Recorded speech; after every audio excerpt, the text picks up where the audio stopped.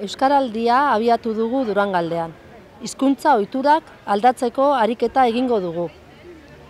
Euskal Herri osoa bustiko duen olatua izango da Euskaraldia. Hizkuntza ohituretan pausu bat eman eta euskara errezago erabiltzeko bultzada ematea da ekimenaren helburua. Eta aurten, 11 egunez, euskaraz bizitzeko ariketa egingo dugu. Euskal Herrian, 300 herri inguruk egin dute bat euskaraldiarekin, eta Durangaldeko herriek ere bai. Batzordeak sortu dira herriz herri, eta hasi gara astiro lanean. Azken 40 urteotan asko hasi da euskararen ezagutza Euskal Herrian, eta Durangaldean ere igarri dugu besteak beste, D ereduak eta helduen alfabetatzeak gure herrietan izan duen eragina. Gero eta herritar gehiago gara euskara ulertzeko gai. Eskualdean herritarren 60%ak baino gehiagok ulertzen du euskara, eta herri batzuetan 80%tik gorakoa da kopuru hori. Bada, ulertzeko gaitasuna oinarri hartuta, euskaraz egiteko aukerak sortu gura dira euskaraldian. Erraztu egingo da euskaraz berba egitea eta euskara entzutea. Ariketa sozial honetan, 2 rol izango dira protagonistak, ahobiziak eta belarriprestak.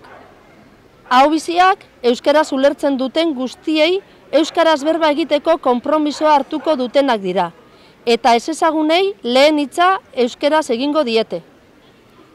Belarriprestak, gutxienez, euskaraz ulertzen duten pertsonak izango dira, eta gainontzekoei euskaraz aritzeko gonbidapena egingo diete, ahobiziei euren rolean lagunduz.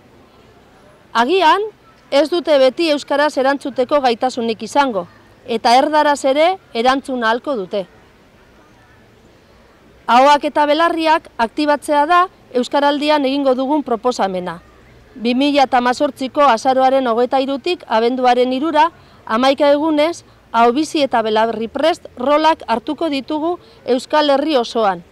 Rol horiek iruditzakatzeko txapa jantziko ditugu soinean, eta horrela, erraz jakingo dugu bakoitzak zer konpromiso hartu duen. 16 urtetik gorako herritarrei zuzendutako ariketa soziala izango da. Euskaraldia, Eusko Jaurlaritzak eta euskaltzaleen topaguneak egindako hitzarmen batetik abiatu da.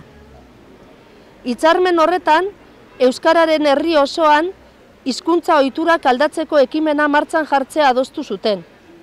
Gerora, Nafarroako gobernua eta Euskal Elkargoa ere batu dira ekimenera, eta euskalgintza eta kulturgintzako 11 elkarte eta erakunde ere bai. Euskaraldiaren berrikuntzetako bat hori da, hankabiko proiektua da, erakundeek eta herritarrek osotutakoa. Izan ere, entitateei euskaraz bizitzea ahalbidetuko duten babes neurriak hartzea eta oztopo diren egoerak arintzea eskatu zaie. Durangaldean, herri hauek eman dugu izena euskaraldean.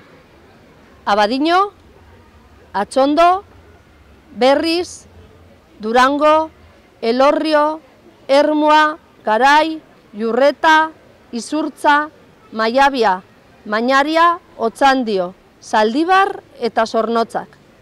Herri horietan, batzordeak sortzen ari dira euskaraldia lantzeko. Izan ere, urte osoan prestakuntzan eta sentsibilizazioan egin beharko da lan. Hizkuntza ohituren inguruan hausnartu eta azaroaren 23tik abenduaren 3rako egun horiek prestatzeko. Gaurko aurkezpenean, euskaraldian sinesten dugun Durangaldeko herritarrak batu gara. Batzordeetan lanean hasi garen herritarrak.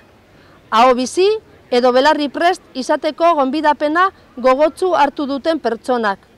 Euskalgintzako kideak, gurasoak, teknikariak, udal ordezkariak. Herri bakoitzak bere erritmora, talde bakoitzak bere neurrira hasi dugu euskaraldiko lanketa. Gaur, komunikabideen aurrean agertu gura izan dugu. Publikoki adierazteko badatorrela euskaraldia, eta gure herrietan ere igarriko dugularen eragina. Gure batzordeak irekiak dira, interesa duen edonork parte hartu dezake, eta oso ondo etorria izango da gainera. Badator Euskaraldia, batu ditzagun indarrak.